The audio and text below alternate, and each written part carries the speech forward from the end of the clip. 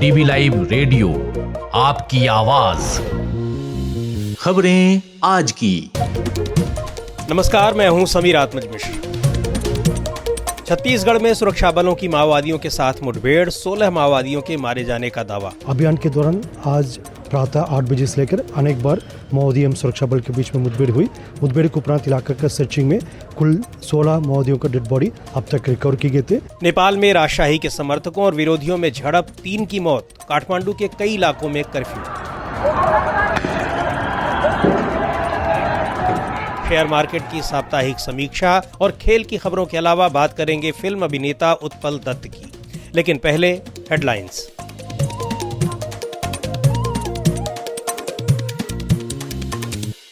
Headlines के साथ मैं हूं अतुल सिन्हा। छत्तीसगढ़ के सुकमा में 17 नक्सलियों का इनकाउंटर, इनमें 11 महिलाएं। 12 साल पहले झीरम घाटी कांड में शामिल कमांडर भी मारा गया। सांसद रामजी लाल सुमन के पक्ष में सड़क पर उतरी समाजवादी पार्टी। ललितपुर में पुलिस से हुई जबरदस्त नोक-झोंक। सपा ने कहा, दलितों का अपमान बर्दाश्त नहीं। कॉमेडियन कुणाल कामरा पर 3 नए केस दर्ज। संजय राउत बोले, वह आतंकवादी नहीं, उन्हें कंगना की तरह स्पेशल प्रोटेक्शन मिलनी चाहिए। म्यांमार भूकंप में अब तक 1000 लोगों की मौत, 2400 घायल। आज फिर आया 5.1 तीव्रता का भूकंप। मोदी ने सैन्य सरकार के प्रमुख से बात की, मदद भेजने की पेशकश। नेपाल में हिंसक प्रदर्शनों का दौर जारी, आज 2 की हुई मौत। 105 प्रदर्शनकारी गिरफ्तार, इनमें प्रजातंत्र पार्टी के नेता भी। काठमांडू के कुछ इलाकों से हटा कर्फ्यू। और ब्रिटिश सांसद बॉब ब्लैकमेल ने कहा, भारत से जालियांवाला बाग पर माफी मांगे ब्रिटिश सरकार, यह हमारे साम्राज्य पर धब्बा। डीवी लाइव रेडियो पर आप सुन रहे हैं खबरें आज की। छत्तीसगढ़ के सुकमा जिले में संदिग्ध नक्सलियों के साथ हुई मुठभेड़ में पुलिस ने कम से कम 16 नक्सलियों के मारे जाने का दावा किया है। सुकमा में मुठभेड़ की यह घटना ऐसे समय में हुई जब एक दिन बाद प्रधानमंत्री नरेंद्र मोदी छत्तीसगढ़ का दौरा करने वाले हैं। 10 दिन के भीतर नक्सलियों के खिलाफ पुलिस की ये दूसरी बड़ी कार्रवाई है। पूरी जानकारी दे रही हैं अंशिता। छत्तीसगढ़ के माओवाद प्रभावित सुकमा जिले में संदिग्ध माओवादियों के साथ मुठभेड़ में पुलिस ने 16 माओवादियों के मारे जाने का दावा किया है। पुलिस का कहना है कि मृतक माओवादियों की संख्या बढ़ भी सकती है। पुलिस के मुताबिक शुक्रवार को सीआरपीएफ और डिस्ट्रिक्ट रिजर्व गार्ड की संयुक्त टीम माओवादियों के खिलाफ ऑपरेशन के लिए निकली थी, जहां शनिवार की सुबह 8 बजे के आसपास केरलापाल इलाके में पुलिस के साथ ये मुठभेड़ हुई। बस्तर रेंज के आईजीपी सुंदरराज ने मीडिया को बताया, आज दिनांक 29 मार्च को जिला सुकमा एवं दंतेवाड़ा के सीमावर्ती इलाका में प्रतिबंधित एवं गैरकानूनी सीपी माओवादी कैडर की उपस्थिति की आशंका के आधार पर डीआरजी सुकमा एवं सीआरपीएफ का संयुक्त बल सर्च अभियान के लिए रवाना किए गए थे। अभियान के दौरान आज प्रातः 8 बजे से लेकर अनेक बार माओवादी एवं सुरक्षा बल के बीच में मुठभेड़ हुई। मुठभेड़ के उपरांत इलाका का सर्चिंग में कुल 16 माओवादियों का डेड बॉडी अब तक रिकवर की गए थे। घटनास्थल से काफ़ी बड़ी संख्या में AK-47, SLR, इंसास एवं अन्य हथियार भी बरामद किए गए थे। आसपास इलाका में अभी सर्चिंग जारी है। इस मुठभेड़ के दौरान हमारा 2 जवान घायल भी हो गए। उनकी स्थिति अभी सामान्य एवं खतरा से बाहर है। उनकी इवैक्यूएशन के लिए आवश्यक व्यवस्था की जा रही है। पुलिस का दावा है कि मुठभेड़ में अब तक 16 माओवादियों के शव बरामद किए जा चुके हैं। पुलिस का दावा है कि मुठभेड़ स्थल से भारी मात्रा में AK-47 जैसे अत्याधुनिक हथियार और गोला बारूद भी बरामद किए गए हैं। इस मुठभेड़ में डिस्ट्रिक्ट रिजर्व गार्ड के 2 जवान भी घायल हुए हैं। गृह मंत्री अमित शाह ने सुकमा में हुए मुठभेड़ को लेकर सोशल मीडिया प्लेटफॉर्म X पर पोस्ट किया है और इसे बड़ी उपलब्धि बताया है। छत्तीसगढ़ के उप मुख्यमंत्री अरुण साव कहते हैं, देश के प्रधानमंत्री माननीय नरेंद्र मोदी जी के नेतृत्व में देश के गृह मंत्री आदरणीय अमित शाह जी ने जो संकल्प लिया है, मार्च 2026 तक देश से सशस्त्र नक्सलवाद समाप्त करने का, और इसी दिशा में हमारे बस्तर में भी लगातार कार्यवाहियां चल रही है। हमारे सुरक्षा बल के जवान कठिन और दुर्गम इलाकों में जाकर ऑपरेशन को अंजाम दे रहे हैं, चाहे वो अबूझमाड़ का इलाका हो, बैलाडीला की पहाड़ी हो। और जिस बहादुरी और वीरता से हमारे सुरक्षा बल के जवान काम कर रहे हैं, तो निश्चित रूप से हम उस दिशा में बहुत तेज गति से आगे बढ़ रहे हैं। पिछले 2 हफ्ते के भीतर माओवादियों के खिलाफ ये दूसरी बड़ी कार्रवाई है। 20 मार्च को बीजापुर में 26 माओवादी मारे गए थे। गृह मंत्री अमित शाह ने पिछले दिनों दावा किया था कि अगले साल 31 मार्च तक देश भर से माओवादियों का पूरी तरह सफाया हो जाएगा। डीवी लाइव रेडियो के लिए मैं अंशिता। पिछले साल माओवादियों के खिलाफ सुरक्षा बलों के अभियान में 287 माओवादी मारे गए हैं। सरकारी आंकड़ों के मुताबिक इनमें सबसे ज्यादा माओवादियों की मौत छत्तीसगढ़ में हुई थी। देश के कई इलाकों में दशकों से चले आ रहे नक्सल आंदोलन में अब तक 10,000 से ज्यादा लोगों की मौत हो चुकी है। माओवादी इसे समाज में हाशिए पर मौजूद गरीब लोगों की लड़ाई बताते हैं और यहाँ जमीन, रोजगार और इलाके के प्राकृतिक संसाधनों में स्थानीय लोगों की हिस्सेदारी के लिए आंदोलन चला रहे हैं। छत्तीसगढ़ पिछले 25 साल से नक्सल समस्या से जूझ रहा है। गृहमंत्री ने एक बार फिर 31 मार्च 2026 तक इसे खत्म करने की डेडलाइन तय की है, लेकिन विपक्षी दल इस डेडलाइन पर और नक्सलियों के खिलाफ कार्रवाई पर सवाल खड़े कर रहे हैं। डीवी लाइव रेडियो पर आप सुनते हैं देश दुनिया की ताजा तरीन खबरें और खबरों के बीच की खबरें यानी विश्लेषण भी। खबरों और विश्लेषण के अलावा यहाँ होती है साहित्य, कला, संस्कृति और विज्ञान से लेकर आर्थिक और खेल जगत की भी चर्चा। डीवी लाइव रेडियो पर आप सुन रहे हैं खबरें आज की। नेपाल में राजशाही समर्थकों और सुरक्षा बलों के बीच झड़प में एक पत्रकार समेत 2 लोगों की मौत हो गई है और कई लोग घायल हुए हैं। काठमांडू पुलिस ने राष्ट्रीय प्रजातंत्र पार्टी यानी आरपीपी के महासचिव और सांसद धवल शमशेर राणा समेत पार्टी के 5 वरिष्ठ नेताओं को गिरफ्तार किया है। काठमांडू के कई इलाकों में कर्फ्यू लगा दिया गया है। हालांकि अब हालात सामान्य बताए जा रहे हैं, लेकिन राजशाही समर्थकों की मांग जोर पकड़ती जा रही है। एक रिपोर्ट के साथ हैं आराधना। नेपाल में शुक्रवार को राजशाही समर्थकों ने एक बड़ा प्रदर्शन आयोजित किया था। इस दौरान काठमांडू में प्रदर्शनकारियों ने कई जगहों पर तोड़फोड़ और आगजनी की। प्रदर्शन के दौरान पुलिस के साथ हिंसक झड़प में एक पत्रकार समेत 2 लोगों की मौत हो गई और कई लोग घायल हुए हैं। ये प्रदर्शन राष्ट्रीय प्रजातंत्र पार्टी आरपीपी ने आयोजित किया था, जिसे नेपाल के पूर्व राजा ज्ञानेन्द्र शाह का समर्थन प्राप्त है और ये पार्टी देश में राजशाही स्थापित करने की मांग कर रही है। सरकार ने इन प्रदर्शनों की निंदा की है और कैबिनेट की बैठक में प्रदर्शन के दौरान हुई तोड़फोड़, आगजनी, लूटपाट और मौत की जांच कराने का फैसला लिया गया है। काठमांडू के कई इलाकों में कर्फ्यू लगा दिया गया है।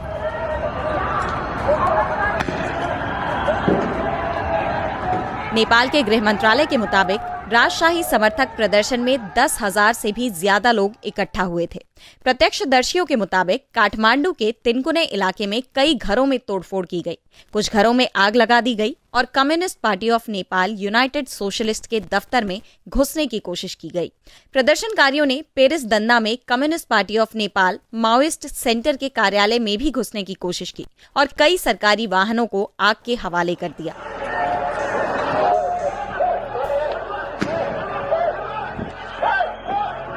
नेपाल में राजनीतिक अस्थिरता के बीच राजशाही को बहाल किए जाने को लेकर पिछले कुछ समय से अचानक तेजी आई है। कई ऐसी रैलियां और प्रदर्शन हुए जिसमें राजशाही को फिर से स्थापित किए जाने की मांग की गई। हाल ही में नेपाल के पूर्व राजा ज्ञानेन्द्र की भी सक्रियता देखी गई है। राजशाही के समर्थकों का कहना है, ये देश में बहुत अत्याचार हो गया, भ्रष्टाचार हो गया, इसीलिए देश में विकास नहीं हुआ। जितना जनता ने अपेक्षा किया था वो नहीं हुआ, इसीलिए भ्रष्टाचार बहुत बढ़ गए। नेपाल वो राजा लाने के लिए आंदोलन कर रहा है। हिंदू राष्ट्र भी हो, यही अच्छा है, पहले से चल आ रहा है। हाँ, यही अच्छा है। हिंदू राम्रो हो तो अच्छा है ना। हिंदू राष्ट्र, इंडिया और नेपाल एक ही हो, हिंदू राष्ट्र। भ्रष्टाचार ज्यादा हो गया है, पहले का जैसे था वैसे ही चाहता है सब नेपाली लोग, ज्यादा वही है। नेपाल के पूर्व राजा ज्ञानेन्द्र विक्रम शाह भी पिछले कुछ समय से न सिर्फ सक्रिय हैं, बल्कि सार्वजनिक कार्यक्रमों में भी दिखते हैं। नेपाल में गणतंत्र लागू होने के बाद वो बहुत कम दिखते थे। 9 मार्च को वो पोखरा से काठमांडू आए थे, जहां उनके हजारों समर्थकों ने उनका स्वागत किया था और मांग की थी कि राजगद्दी संभाले।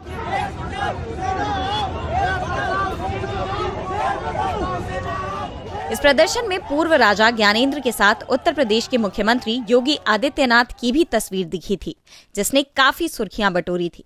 वहीं नेपाल की सत्ताधारी कम्युनिस्ट पार्टी ऑफ नेपाल एकीकृत मार्क्सवादी लेनिनवादी ने आरोप लगाया है कि ज्ञानेन्द्र विक्रम शाह दोबारा राजा बनने के लिए विदेशी ताकतों से मिले हैं।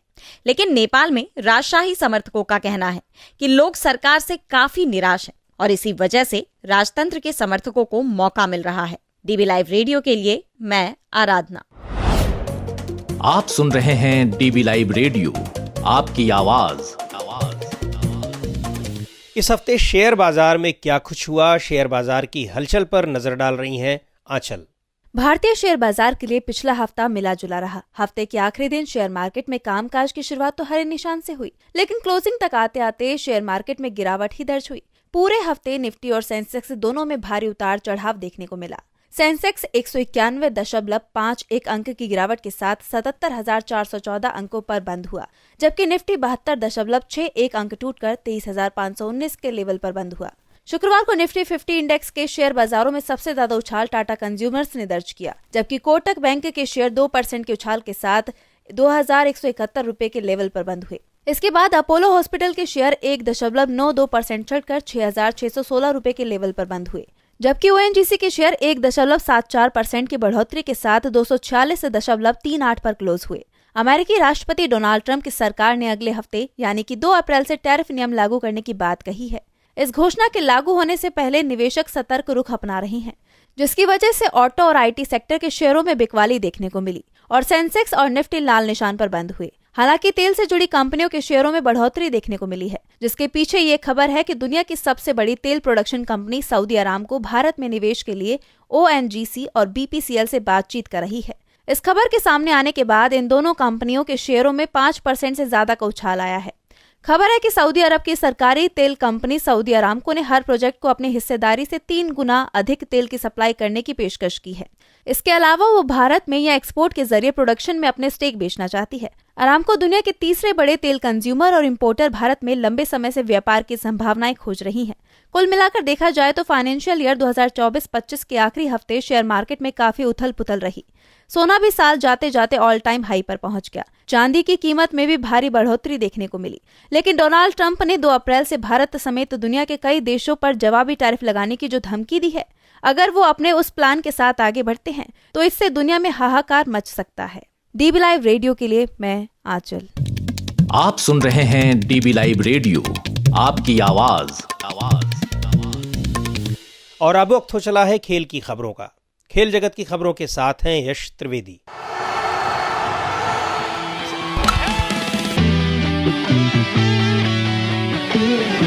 आईपीएल 2025 में कोलकाता नाइट राइडर्स और लखनऊ सुपर जायंट्स के बीच 6 अप्रैल को होने वाला मैच अब नई तारीख पर खेला जाएगा। बीसीसीआई ने शुक्रवार को ऐलान किया कि ये मुकाबला अब 8 अप्रैल को होगा। इस बदलाव के पीछे की वजह सुरक्षा कारणों को बताया गया है, क्योंकि 6 अप्रैल को रामनवमी का त्योहार है, जिसके चलते शहर में भारी भीड़ और सुरक्षा चुनौतियां रहेंगी। पिछले साल भी इसी वजह से ईडन गार्डन्स में केकेआर के एक मैच शेड्यूल में बदलाव किया गया था, यानी 8 अप्रैल को अब 2 मैच खेले जाएंगे। पहला मैच दोपहर 3:30 बजे से कोलकाता के ईडन गार्डन्स में कोलकाता और लखनऊ के बीच होगा, जबकि दूसरा मैच शाम 7:30 बजे से मुल्लापुर में चेन्नई सुपर किंग्स और पंजाब किंग्स के बीच होगा। पहले शेड्यूल के मुताबिक 6 अप्रैल यानी संडे को 2 मैच होने थे, लेकिन अब उस दिन सिर्फ एक ही मुकाबला होगा, जिसमें सनराइजर्स हैदराबाद और गुजरात टाइटंस शाम 7:30 बजे से आमने सामने होंगे। वहीं 5 अप्रैल को शनिवार के दिन पहले से तय शेड्यूल के अनुसार 2 ही मैच खेले जाएंगे। कोलकाता पुलिस ने रामनवमी के दिन सुरक्षा प्रदान करने में असमर्थता जताई थी, क्योंकि इस मौके पर शहर में भारी भीड़ होने की संभावना है। बंगाल क्रिकेट एसोसिएशन ने शुरुआत में इस मैच को 6 अप्रैल को ही गुवाहाटी में आयोजित करने की योजना बनाई थी, लेकिन आखिरकार तारीख बदलकर 8 अप्रैल कर दी गई और वेन्यू ईडन गार्डन्स को ही रखा गया। सीएबी अध्यक्ष स्नेहाशीष गांगुली ने बताया कि पुलिस के साथ 2 बैठकें हुई, लेकिन सुरक्षा की मंजूरी नहीं मिली। उन्होंने कहा कि 65,000 दर्शकों की भीड़ को बिना पर्याप्त सुरक्षा के संभालना नामुमकिन है, जिसके चलते ये फैसला लिया गया है। यश त्रिवेदी, डीबी लाइव रेडियो। और अब आज की खास रिपोर्ट। आपको शायद उत्पल दत्त याद हो। ऋषिकेश मुखर्जी की गोलमाल समेत तमाम फिल्मों में आपने एक बेहतरीन कॉमिक रोल में उन्हें देखा होगा। उत्पल दत्त पर्दे पर जितनी कॉमेडी करते रहे, जमीनी स्तर पर वो बेहद क्रांतिकारी और जुझारू रंगकर्मी थे और उनके लिए रंगमंच सामाजिक बदलाव का एक सशक्त हथियार रहा। उत्पल दत्त को उनके जन्मदिन पर याद कर रहे हैं हमारे साथी Atul Sinha. For the last 40 years it has meant a weapon of political propaganda to me, and I've used it like that. However, we have to keep in mind. अपने दौर के मशहूर और जुझारू रंगकर्मी और अभिनेता उत्पल दत्त का रंगमंच को लेकर यह समर्पण और उनकी ये सोच उन्हें तमाम रंगकर्मियों से अलग करती है। हालांकि आपने उत्पल दत्त को फिल्मों में लाइट कॉमेडी करते हुए देखा होगा, उनकी पहचान सबसे ज्यादा ऋषिकेश मुखर्जी की फिल्मों और खासकर गोलमाल के दमदार किरदार भवानी शंकर से बनी। मैं तो कहता हूँ जिसके पास मूंछ नहीं उसके पास मन ही नहीं है। तुम्हें सचमुच एक आदर्श शिक्षा मिली है। What do you mean? किसका माल था? मैं स्मगलर लगता हूँ यू मूंछ मुंडा? लेकिन इसके कई दशक पहले से ही उत्पल दत्त मूल रूप से एक प्रतिबद्ध रंगकर्मी थे और रंगमंच को एक सशक्त राजनीतिक हथियार मानते थे। उनका मानना था कि रंगमंच का विस्तार गरीबों, मजदूरों, किसानों के अलावा तमाम मेहनतकशों के बीच होना चाहिए और इसमें वो ताकत है जो सत्ता के निरंकुश चरित्र को बेनकाब करके राजनीतिक बदलाव ला सकती है। 29 मार्च 1929 को असम के बारिसाल में पैदा हुए उत्पल दत्त की शुरुआती पढ़ाई शिलोंग में हुई। बाद में कोलकाता के सेंट जेवियर्स कॉलेजिएट स्कूल से मैट्रिक किया और सेंट जेवियर्स कॉलेज से अंग्रेजी साहित्य में ग्रेजुएशन किया। स्कूल कॉलेज के दिनों से ही नाटक करने लगे थे। शेक्सपियर उनके प्रिय नाटककार थे। 40 के दशक में उन्होंने द शेक्सपियरियंस नाम का ग्रुप बनाया। इस ग्रुप के जरिए शेक्सपियर के नाटकों के साथ उन्होंने 2 साल तक पाकिस्तान, बंगाल के तमाम हिस्सों में यात्राएं की और कई शो किए। बाद में उन्होंने अपने ग्रुप का नाम बदलकर लिटिल थिएटर ग्रुप यानी LTG रख लिया। मार्क्स, लेनिन को उन्होंने खूब पढ़ा, उनके विचारों से बेहद प्रभावित हुए। 50 के दशक में वो इप्टा से जुड़े। शेक्सपियर के साथ इब्सन, गोर्की, टैगोर आदि के नाटक किए। ओथेलो में उनकी भूमिका बेहद पसंद की गई। इप्टा के साथ जुड़कर उत्पल दत्त ने बंगाल के गांव-गांव में जाकर कई नाटक किए। ब्रेख्त के तमाम नाटकों के अलावा अपना लिखा नाटक एपिक थिएटर का भी उन्होंने मंचन किया। बंगाल में उत्पल दत्त 60 के दशक में एक बेहद असरदार क्रांतिकारी नाटककार के तौर पर जाने गए और वहां की कांग्रेस सरकार उनके नाटकों से हिल गई। पहली बार उन्हें 8 महीनों के लिए जेल में डाल दिया गया। इसका जबरदस्त विरोध हुआ और यहाँ तक कि बंगाल में कांग्रेस सरकार के पतन का एक बड़ा कारण उत्पल दत्त के नाटकों से आई जागरूकता को भी माना गया। नक्सलबाड़ी आंदोलन में भी उनकी गहरी दिलचस्पी रही और वो उससे जुड़े रहे। उत्पल दत्त कहते थे, मैं तटस्थ नहीं पक्षधर हूँ और मैं राजनीतिक संघर्ष में विश्वास करता हूँ। सरोकार की आवाज बनना चाहता हूँ। आम जनमानस के अधिकारों को लेकर चिंतित रहता हूँ। आमतौर पर सत्ता को सही गलत के लिए न टोका गया तो सत्ता निरंकुश हो जाएगी। अतः हम जैसे कलाकारों को समाज की आवाज को उठाते रहना चाहिए, फिर चाहे जेल जाना पड़े या कोई भी मूल्य चुकाना पड़े। मैं जिस दिन राजनीतिक संघर्ष में हिस्सा लेना बंद कर दूंगा, एक कलाकार के रूप में भी मर जाऊंगा। इमरजेंसी का भी उन्होंने जबरदस्त विरोध किया और उस दौरान भी उन्हें 2 महीनों तक जेल में डाल दिया गया। हालांकि तब तक उनकी पहचान फिल्मों से बन चुकी थी। 7 हिंदुस्तानी उनकी पहली हिंदी फिल्म थी। हालांकि उन्होंने बहुत कम फिल्मों में काम किया। गुड्डी, गोलमाल, नरम गरम, रंग बिरंगी और शौकीन आदि उनकी यादगार और कालजयी फिल्में मानी जाती हैं, जबकि अमानुष में भी उनकी भूमिका को लोग भूल नहीं सकते। हिंदी और बांग्ला की करीब 20 से ज़्यादा फिल्मों में उन्होंने काम किया। उत्पल दत्त ने थिएटर, नुक्कड़ नाटक, पारंपरिक लोक नाटक और सिनेमा जैसे सभी माध्यमों में काम किया, अलग अलग किरदार निभाए। उनके लिखे और निर्देशित कई बांग्ला नाटकों ने दर्शकों को खूब प्रभावित किया। खासतौर पर उत्पल दत्त के नाटकों में अंगार, कल्लोल और बैरिकेड काफ़ी चर्चित रहे। 64 साल की उम्र में 19 अगस्त 1993 को उत्पल दत्त ने सबको अलविदा कह दिया, लेकिन प्रतिबद्ध रंगकर्म को हमेशा के लिए एक ऐसा किरदार दे गए जो रंगकर्मी के साथ साथ एक एक्टिविस्ट का भी है। उत्पल दत्त को डीबी लाइव रेडियो की ओर से सादर नमन। डीबी लाइव रेडियो के लिए मैं अतुल सिन्हा। कैसी लगी आपको ये रिपोर्ट, हमें जरूर बताइएगा। इस कार्यक्रम को अब यहीं समाप्त करते हैं। बने रहिए डीबी लाइव रेडियो के साथ। हर रोज सुनिए दिन भर की खबरों और विश्लेषण का हमारा ये प्रोग्राम खबरें आज की। अब दीजिए इजाजत। नमस्कार।